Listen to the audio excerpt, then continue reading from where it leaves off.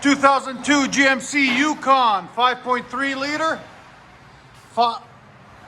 What we got done on it for you guys today is still got the stock converters. Then it was true dualed by another shop.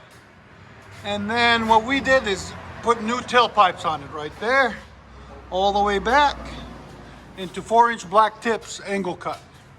Right there and right there. We'll let you guys hear it in a second. There's the 4-inch black tips. Hope you guys like it. We'll let you hear it. It's lowered, so we had to use special tailpipes on it. Nice Yukon.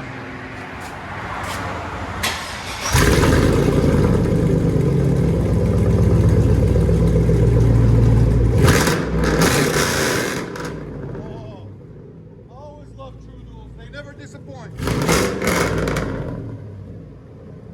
Much better.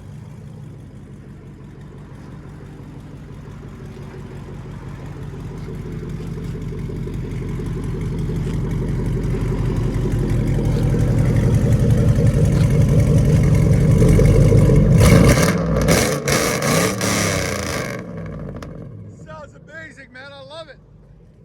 Let you guys hear on the inside.